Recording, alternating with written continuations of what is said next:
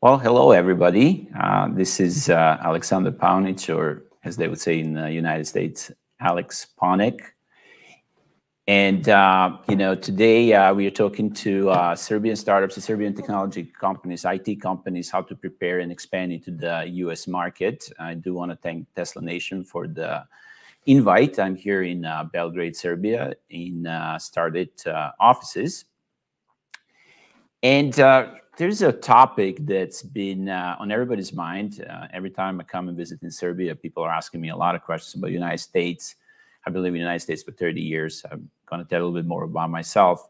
But it's always about the pros and cons and everything in between, how to do business in America. And a lot of IT companies, tech companies in Serbia, they're looking to expand in U.S. And today we want to give you some of those pointers and the best practices how to venture inside the United States.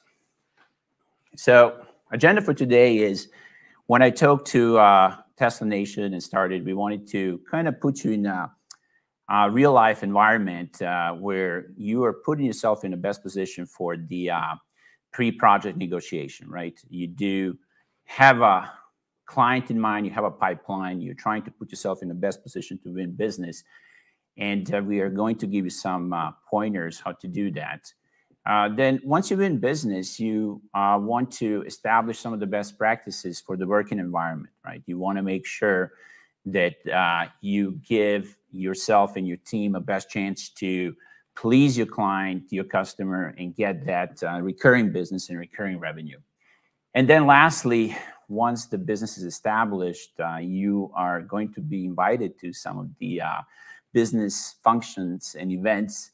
And people ask me often, how do I behave? How do Americans behave? What should they expect? And how do we put ourselves in the best position to present ourselves, have fun, but also, adhere to American business decorum? So having said that, let me start by introducing myself a little bit.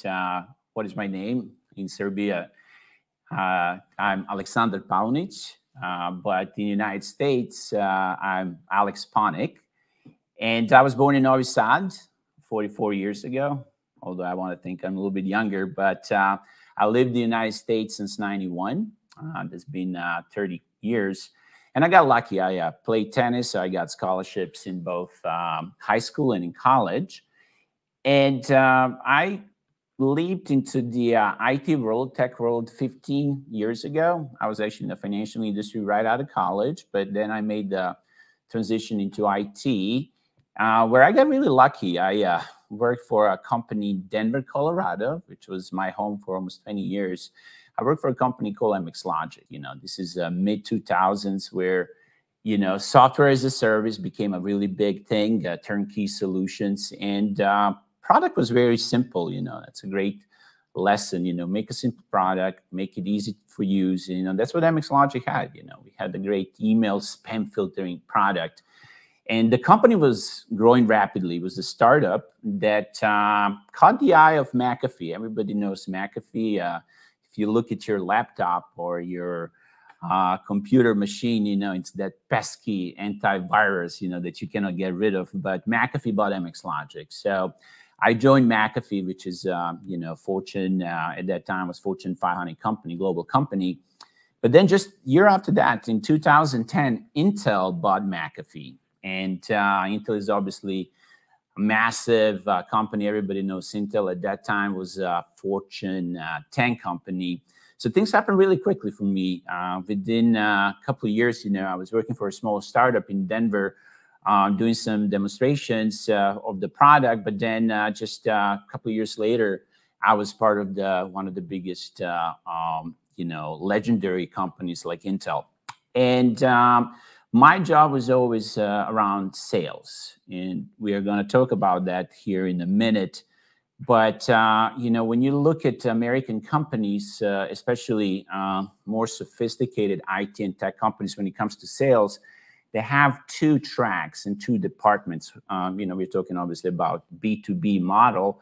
One is direct selling to, other companies that need your product or your service.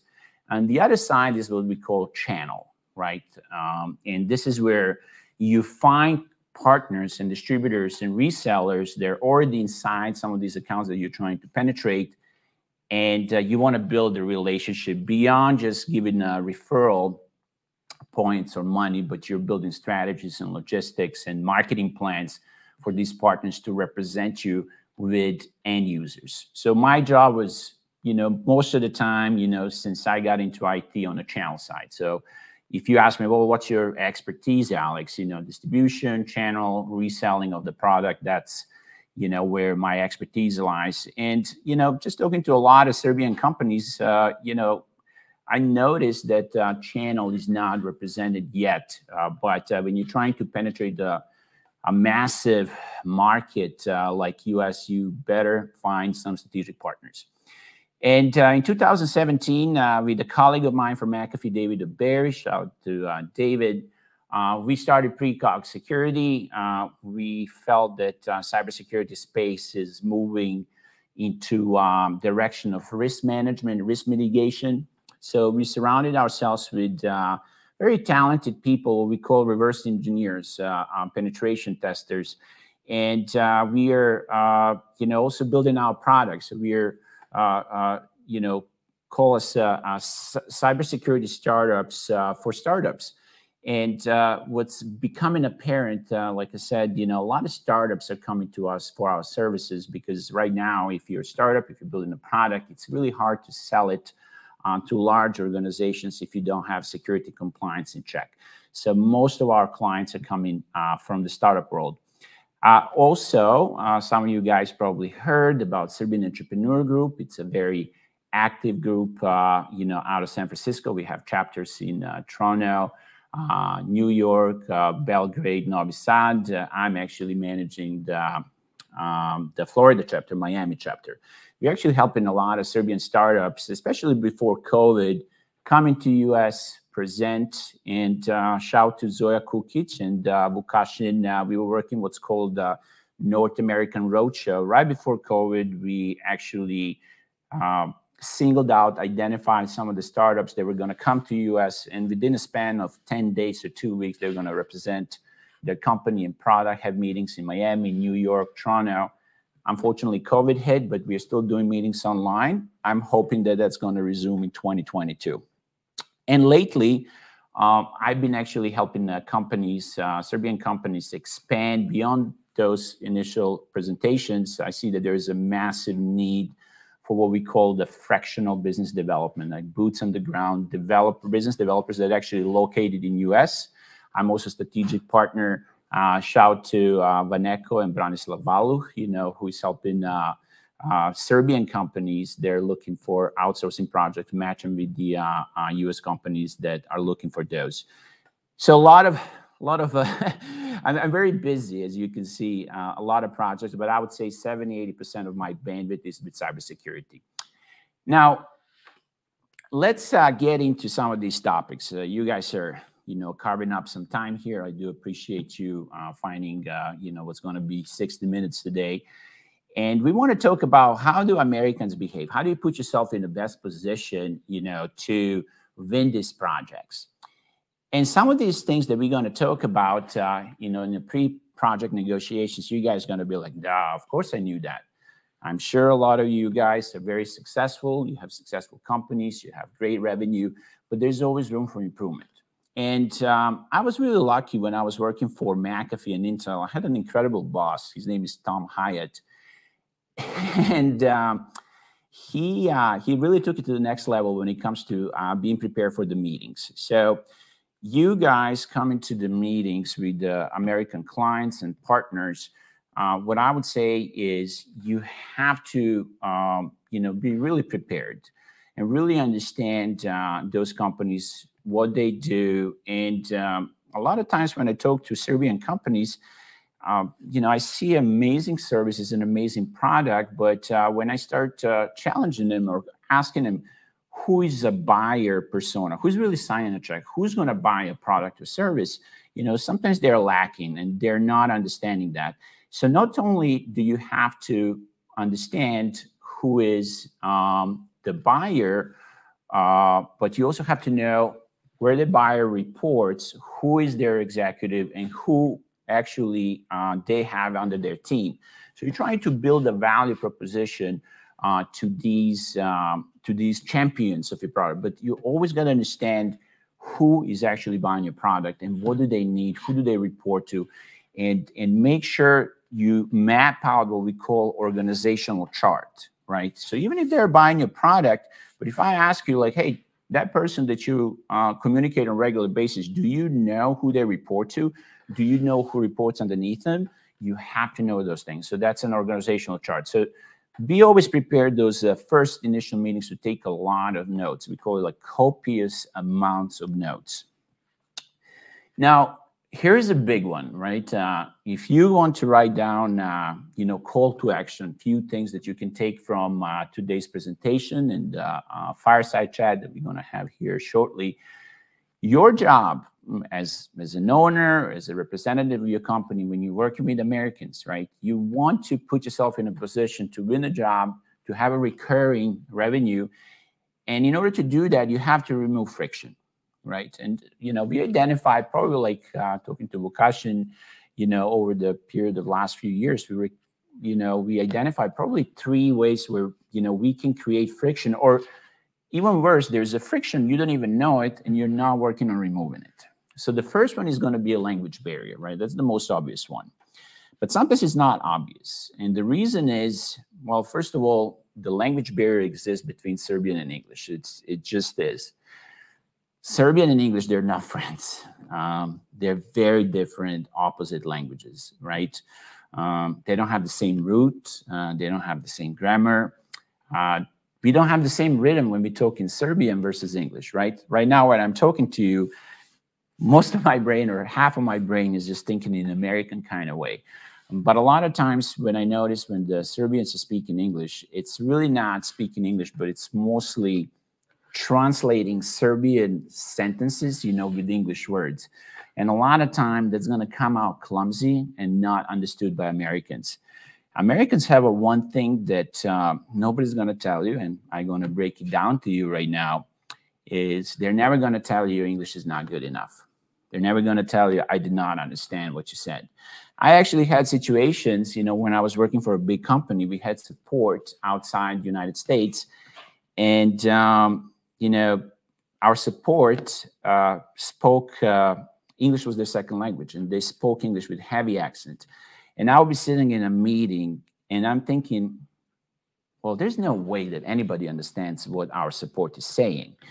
But nobody's saying anything. People are just presenting, and, meeting is done. And I come up to my American colleagues, and I say, look, English is not my first language, and, I can actually ask this, I can maybe be a little bit politically incorrect, but have you guys understood what support was saying to you for the last hour?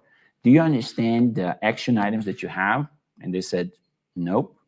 And I'm like, why did you not interrupt? Why did you not tell them we did not understand? And they said like, well, we felt it's going to be rude. We did not want to offend them. And I said, you literally did not understand anything will happen in the last 6 minutes. No. So that's one thing when you present and you feel like, what, I think I did great. A lot of times what's going to happen is, your American partner or client is not going to interrupt. They're not going to tell you. But my advice to you is go back to them and make sure that they understood everything, right? Just go with that notion that, we probably have a little bit thicker accent, and it's harder for them to understand it. What you can do as a business owner, as a founder, I was talking to some of the people here at Tesla Nation that started. I think it would be a great idea to tell your team 1 day a week to just speak English, right? So when somebody comes to you with a project, right, getting ready, you as a founder or you as a team lead or project lead, challenge your teammate, challenge your employee, challenge your other co-founders and tell them, hey, can you represent that in English? Say it in Serbian. To je odlično. Da li možete na engleskom da mi to pokažete? And if they challenge you back, challenge them back to do it, right? I'm of a strong belief that that's going to help you increase your revenue, put you in the best position to win business with your clients. So we have to understand that Serbian and English are very opposite, and a lot of times, unfortunately, I see some tremendous ideas in Serbia, some tremendous products, tremendous talented engineering that's not accompanied with the proper English. And that means you're shooting yourself in the foot. You're not putting yourself in the best position to grow your revenue, to grow your company. So, maybe a good start is 1 day a week to challenge your team just to speak in English and to do all communication via email or text through English. It's a good start. Cultural uncertainty. What I mean by that is a lot of times we think that Americans just by default, they understand where Serbia is. And that's not the case. Americans are very open, and they're going to tell you that they're geographically and sometimes historically challenged. So, yeah, we heard those stories that, Serbia, Syria, Siberia, a lot of times for average American, those are the same terms. So it's our job to explain them, never leave it to a chance to just assume that your new a client, that your new partner just understands where Serbia is. Explain it to him. It's the western part of Eastern Europe. Give him a quick geographical lesson. And I think that's very important for them to understand. And then explain it to them that culturally, we have much more similarities than differences. We all love to work hard. We like our families.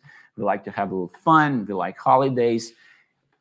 It's very important that you explain that and don't leave it to your, your client or potential client's interpretation. Make sure that you show them those similarities on the cultural side. And then there's those business standards ambiguity, right? Again, you're meeting the client for the first time, you're negotiating, show them that you understand the same business standards, that you handle the same business standards just like they do. Everything from, hey, profit and loss statement. If you're talking to an investor, what's a term sheet, right? You understand that terminology. Show them that you're aligned and that, again, we have much more similarities than ambiguities. But sometimes if you don't do that, and you leave it to your client after the meeting to interpret it, you don't know what's going on after the meeting. They might say, you know what, I'm not sure these guys are going to understand if we build a business plan and put it in front of them, are they going to understand these things? Maybe we should go with a company from UK or Israel or Scandinavia that we have much more in common. So definitely remove friction on those three fronts. Now, closing business, right? Again, what is selling? You want to identify key persona, you want to identify their pain, problem, and you want to solve it, right? And in order to do that, I always tell people, what is selling? Well, selling is listening. You got to actively listen. You really got to understand your client's problem. And the easiest way to sell is to listen. And they're going to tell you, hey, I'm a VP of operations. We're looking for someone to do this project under this time, for this amount of money. Here's a timeline, deadline. So when you present your proposal, make sure you mention those points. When you present and mention those points and show your client that you're listening. And then when it's between you and some Ukrainian company, they're going to be like, well, the Serbian team really listened to us. They made a point, on the budget, the timeline. They understand that, I'm a key persona. Let's do business with them, right? So once you get a project, you're working on a project, right? We all want to make sure that our clients are happy, and we want to make sure that our clients are coming back, right? Recurring revenue is the key, whether you're a startup or you're outsourcing company. And best practices during the project, I always tell people over-communicate. I do notice a gap between Serbian communication and US communication. When sometimes in Serbia, I would ask people, and I, have partners, we do have some engineering power here. I'm like, why did you not communicate that? And then the Serbian way would answer, well, it was assumed. You know, American way is like over-communicate. It's only going to put you in the best position. It's better to over-communicate than under-communicate, right? Another thing is tardiness, right? I do notice that sometimes, and I'm guilty of the same thing. Let me just tell you, you know, you gotta be on time. And actually, in US, we say if you're on time, you're late, but you want to be 5 or 10 minutes early. Americans really appreciate that, and they say time is money, but they really mean it. So please treat everybody with respect when you're meeting. Try to be, you know, obviously we're doing a lot of Zoom meetings now, but try to be there early, and you're going to put yourself in the best position to impress that client and to keep that job and project going. And business communication email, you know, I put it there as a very important fact. Most Americans, you know, whether it's large organizations, you know, I'm seeing, you know, some of the startups are using obviously more internally. They're using Slacks and stuff like that. But business email is still the predominant way that people are communicating. I'm noticing that sometimes, you know, like I said, I partner with Syrian companies. The emails are not concise. There's a long paragraph, you know. So when you write in an email, please make sure you identify the problem, identify the key stakeholders, and identify course of action. And that's it, right? Don't write a long paragraph. Write 2 or 3 bullets, identify the problem, but most importantly, what's the course of action? So to make sure that your business communication email are up to par. Maybe you're asking me, well, where do I learn that? You know, there's a lot of great courses that you can see online. Just business communication is a key thing. I was lucky going to American college, university. I was in Colorado, and I had an amazing teacher. I actually had a class, business communication. This was in '96. And she told us that the emails are going to be predominant ways of communicating. So you can just see that Americans have put an incredible emphasis, you know, on the business communication, and now, and still is, through email. And then build trust. This is key for Americans. Americans love this word. And it's not easy to build trust, but it always starts with being honest. You have to be honest. And maybe one of the biggest gaps that I see between the cultures is between owning mistakes and not owning mistakes, right? Americans really appreciate when you say, hey, I messed up. I own it. This is on me. But this is what I learned, and it's not going to happen again. Unfortunately, in Serbia, I've seen a lot of times, you know, people like to blame each other. Like, it's never my fault, you know, it's this person's fault, that person's fault. You know, something that I noticed, you know, obviously I don't have some empirical data, but, you know, I would like to see that more from the Serbian companies, especially when you're working with your client. If you mess something up, it's not a problem. You know, be honest, be forefront, own the mistake, but then, you know, make sure it's not repeated. And that's how you're going to earn the trust. Nobody's perfect. Your client is going to expect that you're not perfect. Obviously, they don't want you to make a lot of mistakes, but if you do, please own up to that mistake. I'm using a little bit of, you know, street language here, but I just wanted to get your attention. Get stuff done. Get it done. You know, Americans are not interested in excuses, blame game, whose fault it is. They're interested in the bottom line. Can you get this thing done or not, right? So make sure, you know, that you're honest, that you are owning to mistakes, but then at the end of the day, get the stuff done.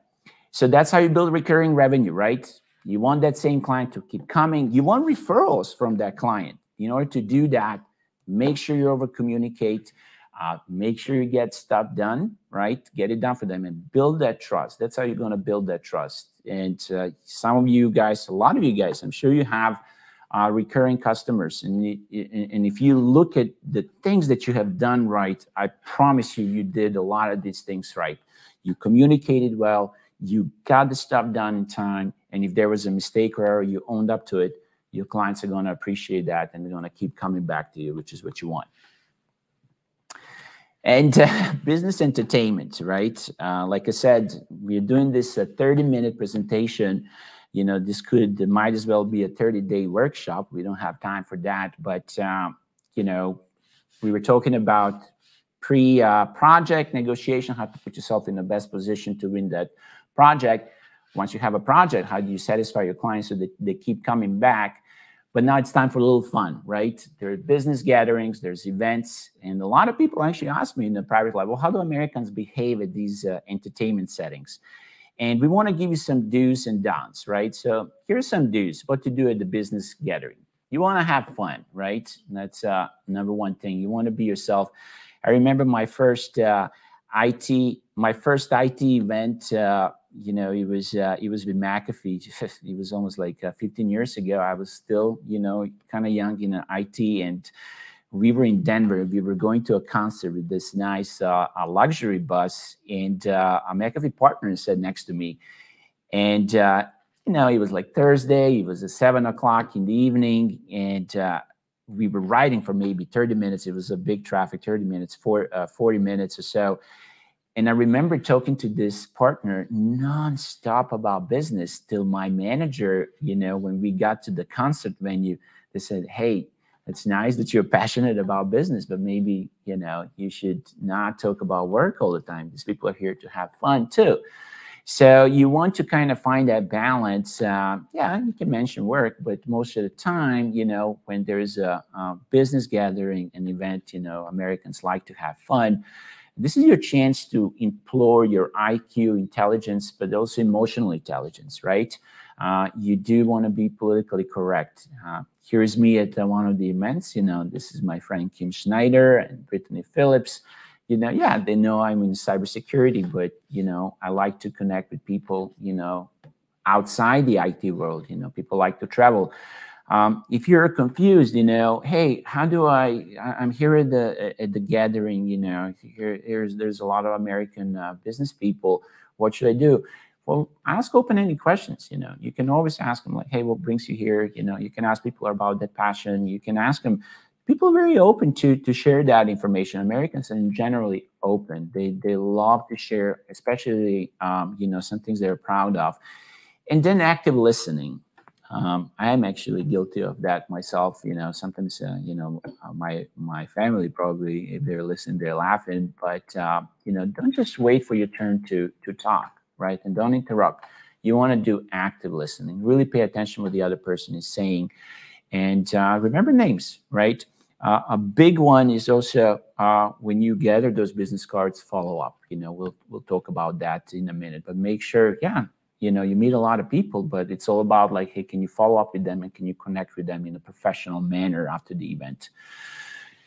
What not to do? Yeah, some of you guys are probably smiling. You know, this is a little wild photo of me, you know, again, hanging out with my friend Shannon there. But don't be grumpy. Don't show up at the business gathering grumpy, right?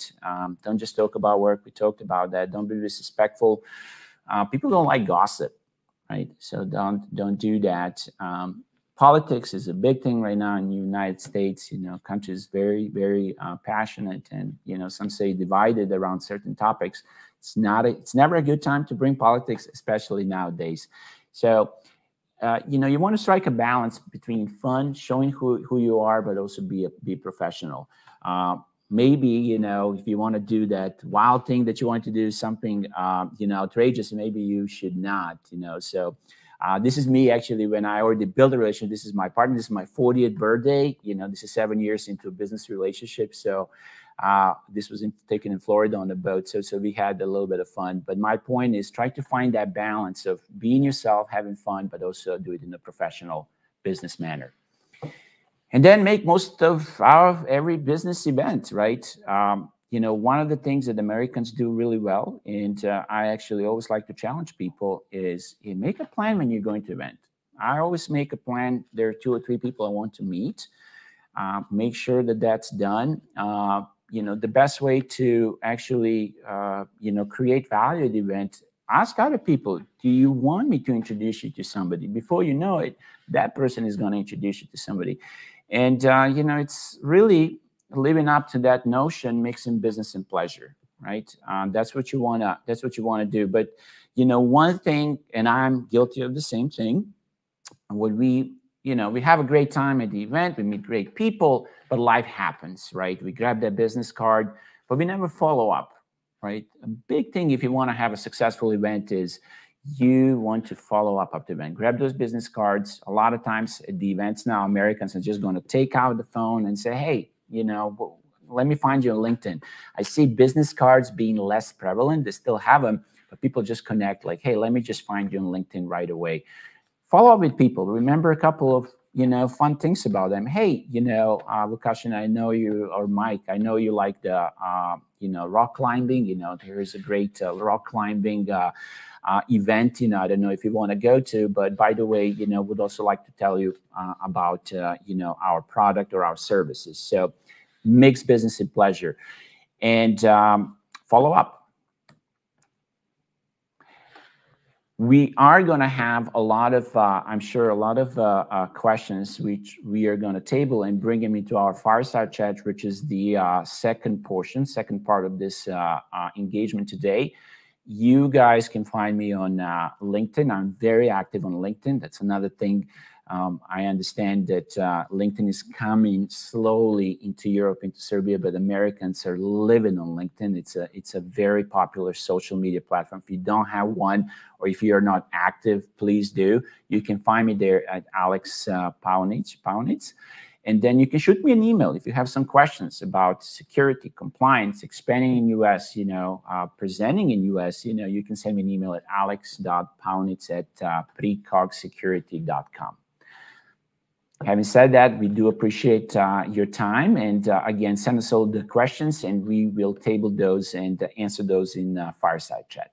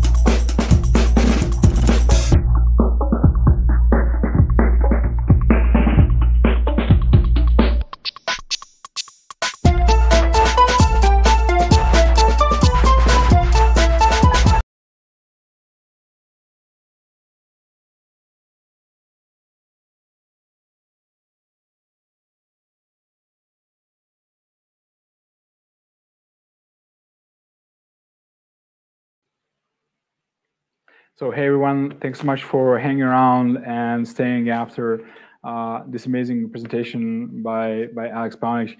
Thank you so much for sharing all of your knowledge and experience with us. It's been a real pleasure, even for me, who I think have spent quite a bit of time with you and asked you directly for many of those tips. It was really, really useful to hear them again and sort of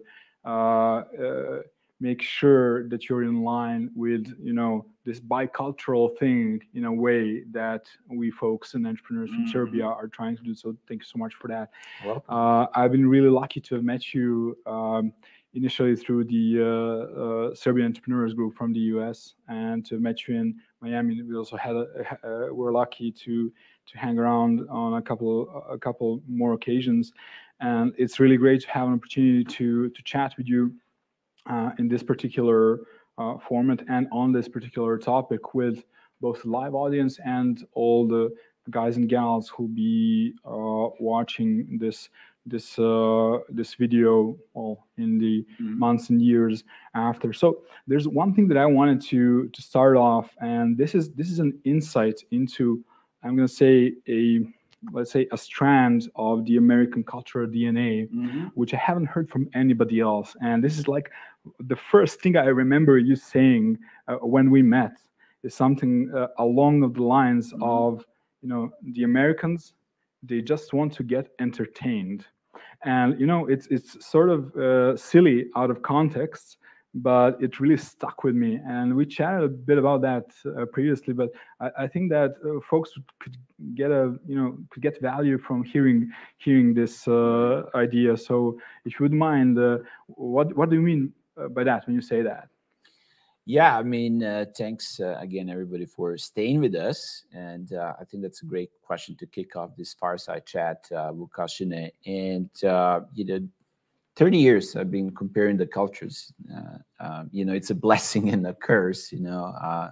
One half, you know, obviously I was born here, I'm Serbian, but then, you know, I got dual citizenship, and I can see this world, you know, through both eyes, Serbian and American. But I did notice living there that, all right, people in the United States, you know, the reason, I don't want to get too philosophical, but the reason for living is, you know, people want to be happy, people want to be entertained, right? And we do see that. Before I even came to the United States, we see it through the popular culture, movies, and you know, videos, and those kind of things. I remember in the 80s, you know, I used to when I lived in Serbia, I used to get up at 6:50 a.m. to watch MTV videos and those kind of things.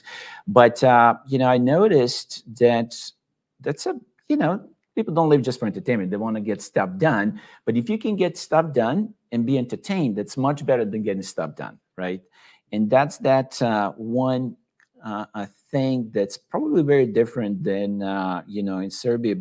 You know, we grew up here. Obviously, there's, you know, tough history. These parts, you know, we experienced, you know, very tough histories, all the wars and the sanctions and everything that came up to that. And just the notion for a lot of people was, you know, people were trying to survive, and you know, we were all in that boat.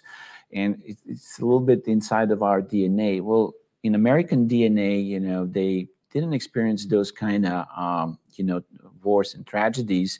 So it's a little bit easier for them when you look at from their history in the roaring 20s and 20s. They're like, huh, you know, this life, maybe we should get entertained and have some fun, have some value out of it. And, you know, people listening like, okay, yeah, I know they like to get to that. What does that have to do with me, with my IT company?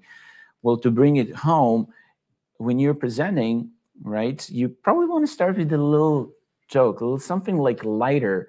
Yes, you're going to get into your, you know, code and what kind of problem you solve. And you got this, you know, kick-ass SaaS product. You're going to change the world, disrupt. But before that, you know, you want to show a little bit of personality, that they say it. And people like to sometimes make a decision who they work with. Like if they have two companies, if an American is, you know, at the precipice, two companies, right, similar product, and then number one is they want to get things done. Yeah. But one company is, yes, providing a product and the service that they need. The other one is doing the same, but the other one is also fun to be around, right? And, you know, there's that added value. They're going to make a decision. You know what? Life is short, you know. This is going to be a top project, but I want to have fun while I'm doing it, if I can. So there's that little bit of entertainment aspect. And, you know, when you just look at, you were there, you know, we were in Miami together, how cities are structured, how, you know, infrastructure works, how urban design works, you know, a lot of things are catering to that entertainment gene, if you will, like, I want to have fun while I'm alive. So there's that. And, you know, we obviously catching up here, you know, people are, you know, standards are better and people want to also have fun. Hey, I'm doing okay. I also want to have fun. But I think it's very deeply rooted in American kind of way of everyday life, being entertained. Yeah, that is awesome. And, you know, obviously this is something that you should take good care if you see someone and read their body language, if they're not there to be entertained, you may skip over that. If you're not necessarily a person who has an amazing sense of humor, don't necessarily risk it with a joke, and don't try to entertain if you have German clients. I'm just kidding. Probably also depends on case. But I'll give you one more example. Like I'm sure that some of the people notice, like, look at Mark Zuckerberg, right? I mean, this is probably not your poster boy for jokes and somebody who is fun. Yeah. But look what he's doing with his image, right? I mean, lately, just in the last few months, we saw him on the surfboard. Yeah. I mean, sure, it's coming off as funny, but we know what he's doing. He's trying to relate to people. He's trying to show fun. And with Metaverse now, with Facebook, he's trying to do all these fun activities. Again, you know, everybody, you know, no matter how much of the engineering task you have ahead, complex task, you know, it doesn't hurt to find that little bit lighter note too. He did an amazing job with that. I mean, he showed a lot of humility, some self-effacing jokes. I mean, with the cream. Right. Obviously, somebody's doing their job well over there, and I'm happy for them. I mean, they've taken a lot of beating. Right. You know, some of it probably, you know, deserved. Some of it maybe not. But in any case, that brings me to an interesting point. So on the one hand, so actually, tell me this. I have gotten an impression that in the US, humility and being humble in a business setting is something that is generally well viewed as a good thing. You know, at the same time, I've heard multiple times, and I think I've even seen multiple times, that being extremely assertive, almost to the border of aggressiveness, is very much valued indeed. So is there any experience that you can share with us? What's the exact balance between humility and assertiveness? You know, many of my mentors from the US, yourself included, have been very, very, very helpful to me in telling me, okay, get your shoulders straightened, go out on that stage and shout your pitch and make your first sentence the best one yet, be confident, and so on. How should we interpret this, you know, seeming duality of being humble yet assertive? I've spoken for a long time, but hopefully I managed to get the message across. I think it's a great message and great question. And I think the answer is, well, it's a lifelong battle, trying to find that balance, right? Okay. There's no simple answer. Humble and humility, it's a very interesting word. When it's presented itself in the books or movies, the way it's translated in Serbian is skroman, right? But then I asked, well, how do you translate modest? Skroman too. Which brings you to the point, we don't have humble and humility. We don't have exactly that word. And it's a very valuable word in US or American English, if you will. And again, going back to, you know, just American history and culture, you look at Rockefellers and Carnegie Halls, they looked at this life as a game a little bit, right? They felt like they won, right? And a lot of times, you know, and sure, we can argue, you know, some things, but bottom line is they felt like they won and then they gave back, right? They built libraries, they built halls, and that kind of thing.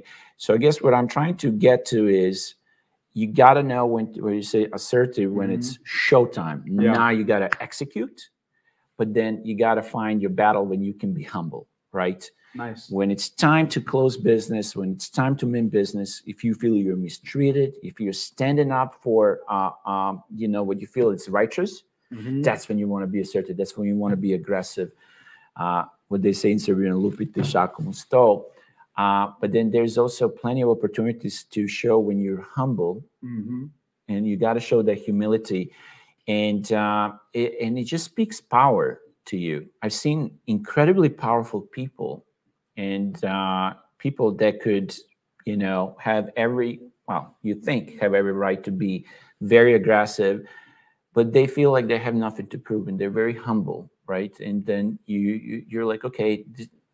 This is a cultural difference, because you see these captains of industry, and you know, they build empires and they build tremendous companies, but then you can see them being incredibly humble when they're doing some volunteering, or where they're mentoring, or where there is you know, highly charged situation when they bring a lot of humility. So there's no easy answer to that, but pick the battles. Yes, yeah. Americans absolutely respect when you're direct, when you mean business, shoulder straight up, and when you're presenting, you believe in your product, believe in your company, believe in your team. But then there's going to be, I was talking about mistakes, right? Yep. Be humble. Yep. Let's say that's a chance to be humble and show humility. You own a mistake. You know what? I made a mistake here, Bukashin. Mm-hmm. I'm really sorry about that, and I know this could hurt you, but let me tell you, you know, we'll learn from it, and it's not going to happen. That's a chance to be humble. You know, you're not giving up your position. You know, there's a difference. You know, I think in the Serbian culture, we kind of view that as a vulnerability, right? When you know, it's, you know, that person is vulnerable, but vulnerability can be, you know, if presented right, mm-hmm. you know, it can be a strength. But you just got to know how to pick your battles, and it comes from experience, understanding different situations. Again, I talk a lot about EQ, emotional mm-hmm. intelligence, right? Understanding your audience, understanding the situation, you know, location, and all that stuff. But long story short, it's a lifelong battle trying to balance the two. So if I were to just like totally, you know, sort of destroy it with simplifying it, I would perhaps try to say, if you're there fighting to step up, you can be aggressive. If you've won something and you're in a good place, be humble. Those two things kind of reinforce each other, mm-hmm. although it's never that simple. But I just wanted to make sure that the audience gets a yes. heuristic for this you balance. Gotta fight for your place under the sun. You know, the competition is tremendous, right? You're having your company, you're having your startup, you're trying to conquer U.S. market with your service, with your product. You gotta stand out, right? But there's going to be plenty of chances to show them that you're humble too. Yep. Right. I always remember an anecdote that a friend of ours from New York, Filip Bajevic, he always said, you know, you think you're a hotshot? There's 50 other MFs like you standing around the corners waiting to take your place. You know, I would add a few more zeros. Yeah, 500 to 5,000. You know, so, yeah. So it's always mm-hmm. a balanced struggle. I want actually really you got me thinking with the example of making a mistake, mm-hmm. and I want to sort of, you know, challenge you on that, mm-hmm. Because I think that in my practice with some subset of American well, let's say stakeholders, mm-hmm. not necessarily clients, but folks, sometimes I think I've seen situations in which, even though I find your approach the only appropriate one, when you come out and you say that you've made a mistake and you try to be very open and mm-hmm. to rectify that is seen as weakness and that is attacked. I've also seen, you know, behavior which indicates that folks tend to obfuscate mistakes and sophisticatedly sort of deflect, you know, any negativity that might come from them or their department. Mm-hmm. And to my sort of, you know, disbelief, it worked for them, you know, miraculously. Is this something that actually happens in practice, or is this like an anomaly which I witnessed? I have to mention just one thing. I think there was a bit of office politics and corporate politics mm-hmm. involved in those cases, which I've seen. Mm-hmm. So briefly, we don't need to get into that, but I'm just curious, what's your thought? We cannot say like every company is going to be the same. At the end of the day, we're talking about human beings, right? There's office politics, but I've seen it more often than not, right? That owning up to a mistake in the long run, it's going to pay off. Sure. There's going to be companies, and some people are going to be like, Alex, what are you talking about? We just dealt with this company. You know, they made a mistake. They never wanted to own up to it. That's going to happen. It's not a perfect world, guys. But in the long run, you know, you're building this in the long run. It's going to pay off. maybe that client, you run into a person that's looking for promotion. It's not, great professional, whatnot. I would say it's probably, anomaly. But I remember myself, I had to learn that, and probably a hard way. And I always start with myself. I'm humble enough to say I'm not perfect. Neither is my English, neither is my behavior. But that's one of the things that I had to learn first way. Do not blame other people. Start from yourself and own up to mistakes. It's going to happen that the companies don't live up to that. But I am, I'm advising people to look in the long run. And you said it right. There's office politics all the time. We talked about organizational charts, right? Who do people report to? I mean, I work for corporations and I manage the corporations. A lot of office politics is going on. You would not even believe. So sometimes they're a victim. So you were probably maybe a victim of that. People didn't want to own up to it. But at the end of the day, you're building your brand in the long run, and that's going to pay off in the long run. That's the most perfect answer I can see. And I also know that some folks here have been, in situations where the political approach has been forced upon them. I just wanted to hear your thoughts so that they know that you're not just talking about some dreamland, version. It's not perfect. It's far from perfect. Yeah, for the long term, if you're building your personal brand, your company brand, being straight and saying how this will not happen again, probably, with normal people gets things done. So one thing you mentioned that some things that folks from Serbia have a sort of cultural tendency sometimes to do is to be late for meetings, or to not send an email or a project when they said they would, even though those can be small omissions, they get noticed. And this is something that I've witnessed for myself in the US. There was also one thing that I think I've heard from you, and I've heard from other people. The objective that I've heard is grumpy. So being as you are on both, sort of chairs both cultural chairs at the same time, how do you see grumpiness in Serbia, and how do you see grumpiness in America, both in business settings, obviously? Right. I was a grumpy Balkan boy, coming to the States first time, and people would just say flat out, like strangers on the street would tell you, like, smile, you're like, it's just people appreciate a smile.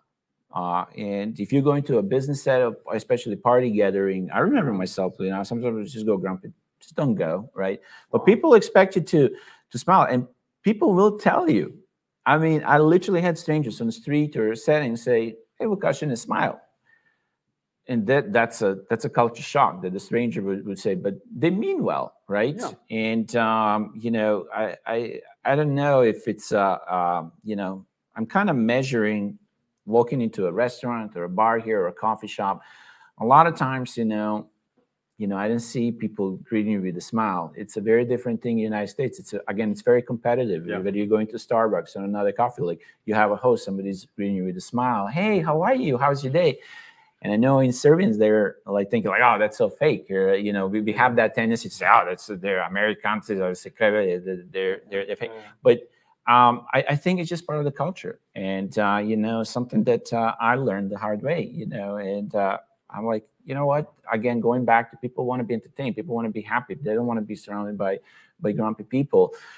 So smile more. It's going to help. And, we don't want to get into psychological effects, but, just a little thing, what I notice, or maybe it's a big thing, the Americans just tend to smile more often than we do, than I do personally, Yeah, they absolutely. And even if all of those thank yous and how are yous might be fake on some level, at the same time, it's so ingrained that it's so well-natured, or at least that was my personal experience after a first 100 times before I got used to it. So I can see how that would be useful. And one, I'm sorry to interrupt, but I should have like emphasized. I'm glad that you brought up thank yous and pleases and sorries. Yeah. It's incredibly important for our audience. If you ever go to a gathering, you're going to be surprised how Americans say that. Sure, we can have a discussion if it's fake or not. You know, I think it's genuine most of the time. Yeah. Please use your thank yous and pleases. It's incredible how much they use that. And there's also this little thing I noticed in Serbia when you step in some of the space, you know, really people are going to apologize. You know, we're so competitive for just a little space, you know, whether you're in a coffee shop or a gym or bus, you know. Americans, you probably notice, as soon as you're into somebody's like, oh, they apologize, sorry. Like, it could be a person that's bigger than me. Yeah. And they could be like, oh, I'm sorry, pardon me. I'm sorry, I'm in your space. So there's a lot of sorries, thank yous, pleases going on. How are yous? You know, people lock their eyes, you know, and they say hi. And sure, it's a little bit different. They're going to say, like, they're never going to say that in New York. Don't look at the person in the subway in New York. I was just in New York. Yeah. But they're going to say like southern states, like Texas or something. When you're walking next to a stranger and they look in your eyes, they're going to say, hi, how are you? You're like, who's this person? Like, it's normal, right? Especially in the southern states. So yeah, a lot of thank yous, pleases, and sorries. Please, you know, if you engage with Americans at the gathering or if you travel there, expect that. Going back to a more perhaps concrete business aspect of, let's call it business development in the U.S. At one point in time during my travels and meetings and events, on Tesla Nation tours in the US. At some point in time, I watched a presentation of a startup, and it was a really, really great startup. I mean, they had amazing revenue traction. They were very well funded. Their product was used by, you know, some incredible companies and brands. And this is none of those pieces of information got through to the audience until the Q&A, when someone, you know, just wanted to understand why they're there, and they started asking them those questions. And at that point in time, it kind of seemed to me that, I don't know, either they're on a tourist trip, so they just came by to pitch, or they really sort of skipped a few steps in their preparation. So I know that you covered this in your talk, but I'm just wondering whether you had any additional thoughts that you would like to share in terms of preparation and you know, presenting yourself. Let's say if you're in the US for the first time, because I'm guessing by the second or third time you're probably gonna get, you know, you're gonna get it right. Hopefully, if you're smart and motivated. Let's say for the first time, if you're going there to present your startup, what's your, like, you know, must do list? Wow. We can keep it to 3. Right. So okay. We were talking about this could be easily a 30-day workshop to go over this. So in 3 minutes, you know, I'm going to go back what I said. Unfortunately, you know, I feel that's my strong belief after listening to a lot of presentations and listening to a lot of people, you know, trying to argue or sell or articulate their service, their company, their product from Serbia. The talent that we have, the engineering power, the innovative, you know, ideas and all that, our English is just not matching it. And I'm saying we, you know, and I'm humble enough to say I'm still working on my English, and you know, it's far from perfect. And I should be the one saying like 30 years there, you know, but you know, I use it for sales purposes. It helps me tell my story, you know, where are you from, this and that. But going back, just from the high level, I just feel our English is not matching our engineering and innovative power, right? And I've seen those kind of presentations where there's a tremendous product, you know, there's traction, there's an idea, there's a tremendous capability to scale, but coming to US, you know, they're unprepared. Know your audience. That's always the first one, right? Where you're presenting. But, you know, from the high level, strategic level, you probably coming to US, you're going to have to evaluate, you know, what is that vertical you're going after. I mentioned channel, right? You're going to have to, you want to sell in US, you're selling a product, even a service.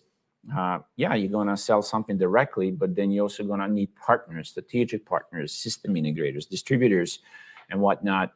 And then, you know, US is ever changing. It's hard to capture, you know, what is US. It's 330 million people. You know, we have 50 states. And right now there's a dynamic with COVID. We talked about it today before the fireside chat. A lot of companies are actually, you know, moving now, for, let's say, from California to Texas. Austin, Texas, for example, is becoming a big thing. So my advice is, again, going into US and presenting, and reevaluate some of the value props that you have in Europe or in Serbia, right? My holdup in US, you might have to pivot. And that's what we can advise companies. Keep working on your English, right? But also understand U.S. market better. See if the vertical that you're going after in Serbia or in Europe is going to hold up in U.S. or you have to, you know, make some adjustments. And then see what kind of vehicles you can build to sell your product and the service. Can you go direct? How are you going to market it, or do you also need a partner? Potentially both, right? Selling directly and the market. So that's, you know, just kind of reevaluate, you know, your U.S. strategy for sure. So sorry for the impossible question. Okay. I posed it intentionally, though, to see what we can squeeze more from you while we have you here. So what I would sort of extract from that is work on your English, unless it's effing native. But let's I hate giving an action work on English. What does that mean, right? Let's give an action item to the founders and to the owners. I would make your employees communicate 1 day a week. Pick a day. Everything has to be done in English, all the communication. They're gonna fight back, you know. And I did the same thing, you know. Then with the followers, don't do that. No, push them to do it, because some of you are going to say, you know what, Alex, we're already successful. We raised $4 or $5 million. We have revenue, you know, 10. Well, I can make a case. It's only an upside. If you improve your English, right? If your salespeople your business development managers, your project managers, people that are negotiating your company, if the English is better, and there's always room for improvement, whatever you made is going to be ×2 or ×3, right? Well, we already raised the money. Well, you know, your better English is going to get you to even more investors, right? It's going to get you better evaluation. There's only an upside on English. But what do you do with it? Like, let's give you an action item. Pick 1 day a week, and maybe that's going to become 2 days. Trust me, you're not going to forget Serbian, right? We're all passionate about Serbian. Nobody's going to forget Serbian. We love it, we need it, we cherish it. But when it comes to, you know, IT and business communication, there's only an upside. So that's one. Business communication in English. I would also add, you know, perhaps getting a tutor is not a bad thing. Getting a tutor. Yes, absolutely. Yeah. So we're slowly running out of time, but I think that we've managed to cover this topic extremely well and leverage your experience, and I'm really super thankful for that. Perhaps one final, you know, sort of piece of wisdom that I have to try and get from you, even though I'm guessing that I'm running over time, but hopefully folks won't take it against me. Yeah. So being direct with Americans. That's a good topic. In many or all situations when I was communicating with folks from the US, unless that person was actually an Israeli, who has come to the US, I always knew and always sensed and later on confirmed that I'm not getting all of the unfiltered feedback. I've tried and in many cases succeeded to get it later on, but can you just let's make it a final note. How direct should you be and can you be when talking to the US folks, both in terms of what you get from them and how direct a person, a Balkan boy or girl, should and could be with folks in the US? I think it's a great last question, because we want to say, like, what can Americans learn from us a little bit, right? So there's definitely things that Americans can learn from, you know, Serbians too. You know, myself, like I said, you know, being a Serbian American, but we are direct, and that's a good thing. But you have to almost like want to earn your chance to be direct, right? So you want to be polished enough, right, before that and be direct. That they value that. A lot of times Americans tell me, hey, we wish we would be, as Americans, we should be more direct. But you're right. You remember how I said that thing about English? Like Americans typically in a one-on-one conversation, you know, they don't like conflict, right? And they're going to try to avoid it. So a hard no, and you probably heard it, like saying, you're telling me like, so would you like to, we would love to sell you our service. And I can say hard no could be, I see what you're saying, but, you know, let me think. That's a hard no. Let me circle back. Yeah, let me circle. That's a hard no. Like, Vukašin, we're never going to use your service, right? You're really going to hear that. But in Serbian, they're going to tell you that, which is great. Americans appreciate that, but you want to be polished before you even arrive to that, you know, thing. So basically, again, it's coming down to the balance, coming down to the finesse. You have to judge the situation, right? How close you're with that partner, how close you're with that client. Are you just starting your journey, their relationship, right? So probably, you know, being super direct at the beginning of the relationship, you know, you judge a person, right? If you feel like they're going to appreciate, you know, being super direct, even if it hurts, they might say, you know what? You're the first person that was super honest with me and direct, and I appreciate that, right? Sometimes, you know, maybe you didn't build there's a great word called rapport, right? Rapport means like you build a relationship, right? You earn a little bit of a trust or a lot of trust. You know, you can, if you build a rapport, you can be direct and, you know, give him a hard no. But if you feel rapport is not there, right? Maybe, you know, obfuscating, maybe it's a hard word, but give him what I call a soft no, right? Well, let me circle, let me think about that. Every rule is going to be, every situation is going to be different. Every person is different, but I would say, you know, great rapport and knowing the personalities, you know, maybe you can go with being more direct. But if you don't have the rapport, maybe you should dial back a little bit. And that was a fantastic note to close on. And I would just like to add on to that. Sometimes folks perhaps see that as insincere or, you know, shallow. However, you know, it's a cultural trait. You know, it doesn't have a moral weight on its own. We also probably have some, you know, cultural traits that would be interpreted otherwise in their cultures. So if you're going to another culture, do get yourself in that mindset. And with that, thank you again so much for taking so much of your time, and especially sharing your contact details and asking for people to contact you directly. Thanks to everyone who joined into this video. And as you've heard, and as you can see, there's a bit of fauna. And Americans love dogs. You know, there's always an ad. If you don't know what to ask your American partners, ask them if they have a dog. There's a really good chance that they have a dog. You know, so they're very passionate about that. Thank you so much for taking time. Thanks, Alex, and see you soon on the next installment of these programs. See ya. Thank you, everyone.